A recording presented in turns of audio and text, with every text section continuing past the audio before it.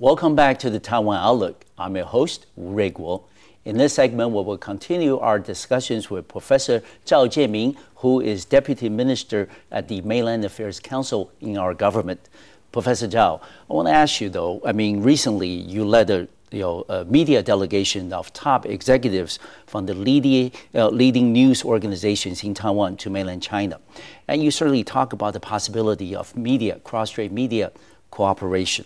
How was that trip came about? What were the origins of such an idea? Will media cooperation between the two sides be next on the agenda in cross-strait relations? Basically, it was a people-to-people exchange program. Okay. It was not an official visit. No. Okay. The delegation was organized and led by Dr. P.K. Chiang, head and chairman of the Straits Exchange Foundation. Yes. I was advisor to the delegation. Okay. The purpose of the trip was basically to bring our people, news media organizers and the top management personnel to the other side, so that they can, they can tell the other side, the officials in the news media, in charge of the news media, and also their news outlets directly what they need to talk about. How can they broaden their market share there in the mainland Chinese market, exactly. Yes. And how can we make mainland Chinese a more a freer place for our journalists and so on. Of course, another purpose is to tell the Chinese side how free our environment is. We have Taiwan. We have one of the freest press in the world. I have no doubt about that. I will second that. Before I went there, we did something more. We liberalized more things in terms of how to make our environment a more freer to the Chinese journalists. Yes, the Deputy Minister is really too modest. I think before you went on this trip to Beijing, that you promulgated a set of measures, like you said, to liberalize the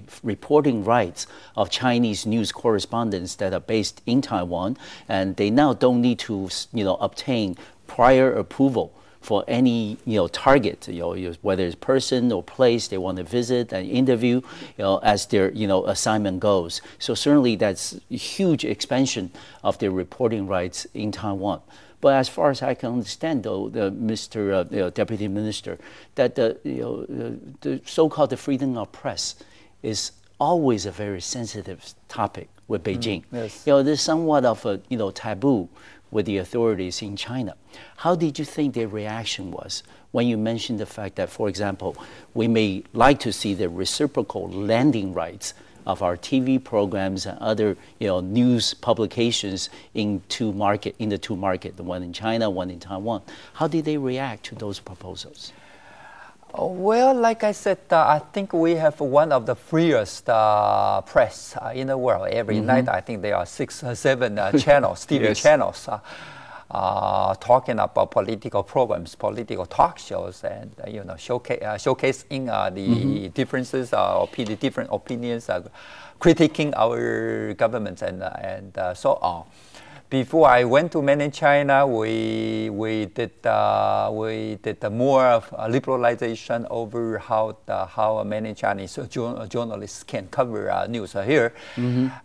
Before recently, they were required to report to our government information office. They did not need approval, but they were required to report. They wanted to go outside of Taipei because normally it was Taipei that they have the most news to cover. But from now on, they can go to any place in Taiwan, even offshore islands, without any limitations. And this is in line with our democratic achievements. They can also go find a private lodge in instead of staying in a hotel, so that they can save their expenses. Of course, they are also allowed. Each news outlet is allowed to to send 5 people instead of 2 stationed here in Taiwan. So that would make their electronic news media much more, convenient for them. Of course, we wanted China to understand, mainland China to understand what we have here, what we have created here for their journalists, and we hope things could be reciprocated. Of course, we talked about things like what Dr. Wu just brought up, things like whether the television channels can land mutually. And we also talked about maybe sometime in the future our newspapers can publish on the other side. We have some of the best newspapers in the world, and they very much would like to publish, expand their business over the other side.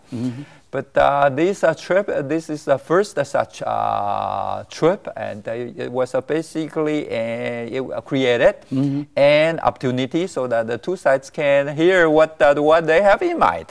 Hopefully, in the future, through semi-government, semi-official channel, and even official channel, we will be able to get all those things we brought up to a reality, maybe one day. Good.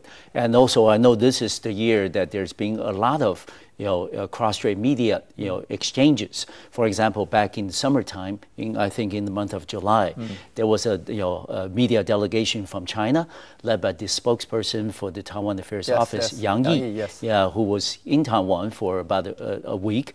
And certainly this time you led the delegation in November, back to China. Was that your first visit to China in the capacity, whether as advisor to Straits Exchange Foundation or as a deputy minister of the government? Yes. That was your first your visit. And this is something, I suppose, with a very good beginning. I mean, you had some, I suppose, productive exchanges with the counterpart in China. But do you anticipate, as we look ahead to the year of 2010, that this will continue to be a major issue in cross-strait relations and possibly be included at the next, which is the 5th Jiangchen meeting between ARADS and CEF, in spring of 2010? Would that be on the official agenda? In the past year and a half, my government has been trying to, the issues that we try to tackle are basically economic or related to trade, transportation or people-to-people exchange or our investment in the mainland China.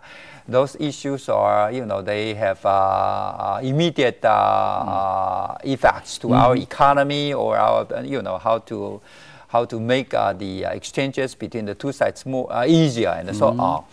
But we have, we have accomplished quite a few. Like I said, quite a few, about 10 agreements have been signed. In a month's time, it will be another 4 agreements will be added. Hopefully, will be added to this long list. Sure, I think it's about time for us to also to expand our scope of this discussion to issues beyond economic and the trade issues. And these news exchange and cultural exchange, and I think it's a good issue. We certainly don't mind about it, but no, it hasn't been discussed yet because what issues will be on the agenda for the next round of negotiation, which will come in mid next year. That will be decided in this the forthcoming 4th Jiangchen meeting, which will be held in about 1 month's time. Yes, in Taichung this time. In Taichung, yes. And in addition to the the issues that we discussed, there will be likely 4 agreements to be signed at the next meeting in Taichung. And do you anticipate any problems or disruption in terms of how the summit goes next month? In terms of the 4 issues, I think they are proceeding rather well. Basically, we don't foresee any surprises. I think it's highly likely that we are going to see 4 agreements out of this round of talks between the 2 semi-official organizations.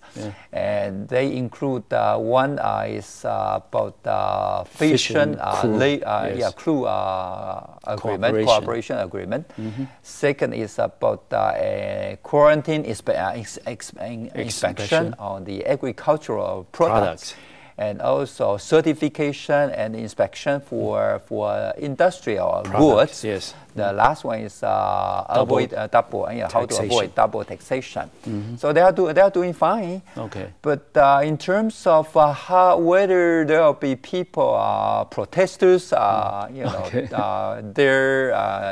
trying to stop the talks from going on. Certainly, this is a very democratic society. I think it's likely that we are going to see some people out there. They try, they would expressing a different opinion. They voice their opinions. We respect that, but we don't think the talks will be interfered because this is we have a good this is a society with a good set of maturity rules and laws. Yeah.